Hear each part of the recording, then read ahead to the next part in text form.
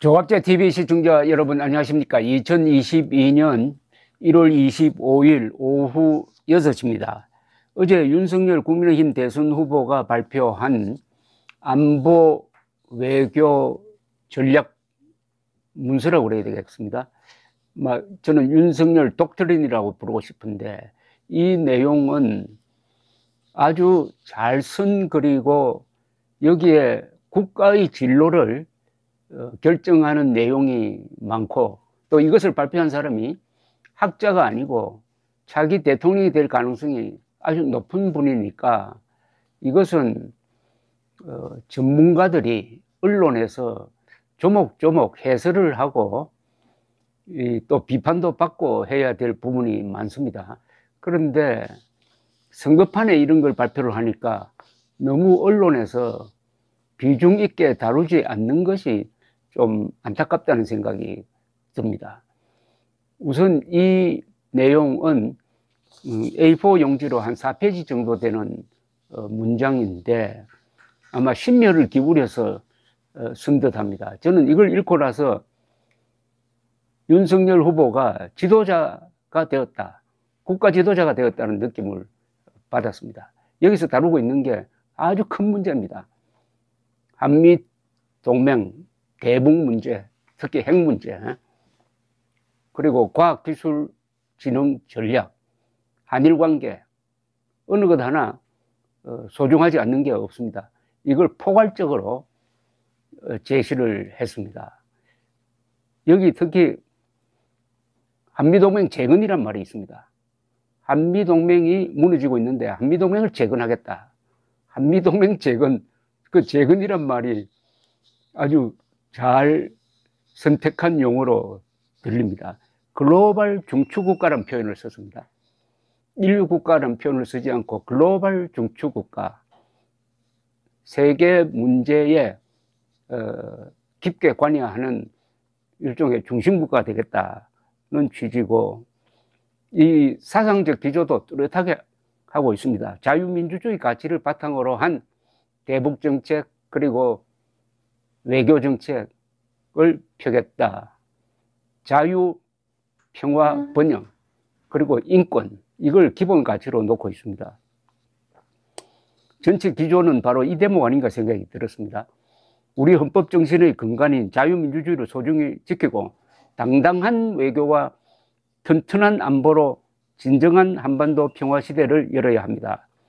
과감하게 혁신하여 활력을 되찾고 미래 성장 동력을 키워야 합니다. 자유평화 번영에 기여하는 글로벌 중추국가 대한민국, 저 윤석열이 만들겠습니다. 자유민주주의 가치를 바탕으로 글로벌 협력을 강화하겠습니다. 대한민국은 자유와 민주주의를 지키고자 크나큰 희생을 치렀습니다. 인류의 보편적 가치인 인권에 눈 감아서는 안 됩니다. 말로는 인권을 외치면서 북한 정권의 눈치를 보며 북한 주민의 참혹한 인권 상황을 외면하는 것은 위선입니다. 북한 인권법을 충실히 이행하겠습니다. 북한 인권 개선을 위해 유엔과 적극 협력하고 국제사회와 힘을 모으겠습니다.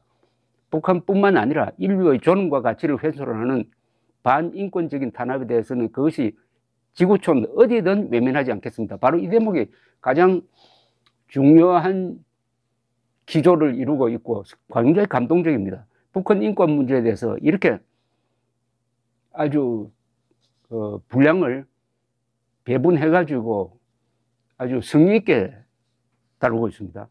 한미 양국은 자유를 지키기 위해 공산주의에 맞서 함께 싸우며 피를 흘린 혈맹입니다. 민주당 정권에서 무너져 내린 한미동맹을 재건하겠습니다. 한미동맹을 재건하겠다고 그러시죠. 그리하여 선도적인 자유민주주의 국가의 역할을 다하면서 민주주의 정상회의의 한국 유치를 추진하겠습니다. 그리고 남북관계에 대해서는 정상화한다는 표현을 썼습니다. 정상화. 정상화는 뭡니까? 북한이 도발하면 거기에 대응하고, 북한이 핵을 폐기하겠다 하면 도와주겠다. 뭐 이런 아주 상식 있는 이야기인데 그것이 워낙 오랜만에 들어보고 있습니다. 무엇보다 윤석열 정부는 남북 관계를 정상화하겠습니다. 북한의 불법적이고 불합리한 행동에 대해서는 원칙에 따라 단호하게 대처하겠습니다. 그러나 남북 대화의 문은 항시 열어둘 것입니다. 라고 했어요. 그 다음에 이 통일의 기반을 쌓겠다는 이 말도 반갑습니다. 우리가 이 남북 대결 과정에서 자주국방 의지를 우리가 잃어버리고 말았습니다. 미국에 너무 의존하고 특히 핵 문제 해결을 미국에 맡겨놓고 우리는 딴짓하다가 보니까 자주국방이 코두성거리가 되고 말았습니다. 자주국방 할 능력이 충분히 있는데도 불구하고 용기가 없어서 미국에 의존한다 하면은 이건 완전히 국민의 타락입니다. 이렇게 타락한 결과로서 자유통일이라는 명제를 잃어버렸습니다. 통일은 늦을수록 좋다든지 지금 북한과 남한은 별도의 나라가 되었으니까 서로 간섭하지 말고 살자느니 이런 이야기를 합니다. 이것 또한 참 기가 막힌 국민정신의 타락입니다. 동족 2,500만 명이 동물처럼 살고 있는데도 그런 것 없는 것처럼 눈 감고 살자, 우리끼리만 잘 먹고 잘 살자 하는 것 아닙니까? 즉 자주국방을 포기하니 자유통일까지 포기하게 되었는데 어제 윤석열 후보는 평화를 정착시키면서 통일 기반을 착실하게 쌓아가겠다고 했습니다. 그러기 위해서는 굴종이 아니라 강력한 국방력에 기반한 평화를 추구하겠다. 그리고 북한의 핵미사일 공격을 어떻게 막을 거냐에 대해서도 아주 구체적인 이야기를 했습니다. 킬체인을 비롯한 한국형 삼축체제 구축에 박차를 가하고 감시, 정찰, 자산 등 첨단 전력을 고도화하겠다. 우리가 가지고 있는 첨단 과학 기술을 가지고 강군을 만들고 그리하여 핵에 대응하겠다. 한편 한미동맹을 강화하겠다. 이 북한 핵에 대한 상당히 어떻게 보면은 합리적이고 최선의 방안을 내어놓았다. 이렇게 보여집니다. 이게 너무나 당연한데도 문재인 정권 시절에 한 번도 들어본 일이 적이 없는 이야기를 하니까 감동적이고 신선하게 들린다는 거죠. 그리고 우리가 자랑하는 IT, 반도체 이런 기술을 매개로 해가지고 한미 첨단 기술 동맹을 구축하겠다 했습니다. 이건 이미 진행되고 있는 거죠. 민간 회사 차원에서. 그리고 하이테크 산업 육성하겠다. 첨단 기술 5대 강국으로 구축했다라고 했습니다. 다 어마어마한 스케일의 이야기입니다. 그리고 탈원전 정책을 폐기하겠다고 했습니다. 그 이유는 글로벌 기후변화에 적극적으로 대처하기 위해서다. 지금 미세먼지라든지 온난화 문제 해결하는 방법은 원전 건설밖에 없습니다. 원전을 더 많이 만들어야 됩니다. 그런 차원에서 탈원전 정책은 이게 환경보호 정책입니다. 대한민국의 소프트 파워를 강화하겠다는 말, 이것은 K-팝, 드라마, 영화, 게임 등 한류에 열광하는 세계의 젊은이들이 한국을 사랑하고 지지하는 우리의 진정한 친구가 되도록 하겠다면서 메타버스를 활용한 혁신적인 공공외교로 메타버스 코리안 5억 인구 시대를 열겠답니다. 그러니까 한국을 좋아하는 한국의 문화에 매료된 일종의 대한민국 팬클럽을 만들겠다는 겁니다. 그게 한 5억 명이 된다네요.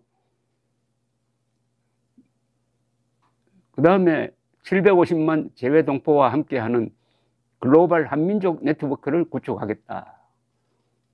어쨌든 우리나라 바깥에 있는 이 세계와 유기적으로 연락하면서 한국이 매력 있는 나라가 되도록 만들겠다. 이렇게 이야기를 했습니다. 원전 수출 외교에 적극 주력하겠습니다. 그리고 한일 관계는 김대중 오부치 쓰는 2.0 시대를 실현하겠다. 한일 관계에서 맺어진 중요한 약속이 있습니다. 그걸 안 지켜서 그렇지. 그래서 이 김대중 오부치 선언이 잘 돼 있으니까 그걸 다시 살려내겠다는 거죠.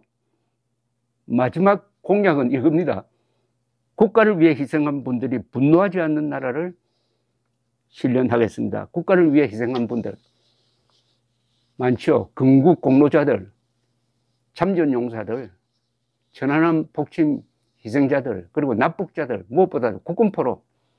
다만 여기에 국군포로 문제가 언급되지 않는 게 조금 아쉬웠습니다. 이 윤석열 독트리는 국민의힘이 조금 더 적극적으로 알릴 필요가 있다고 생각합니다. 이 동영상을 본다든지 이 연설문을 읽어본 사람은 우리가 지도자를 한 사람 갖게 되겠구나 하는 생각을 갖게 될 것입니다. 감사합니다.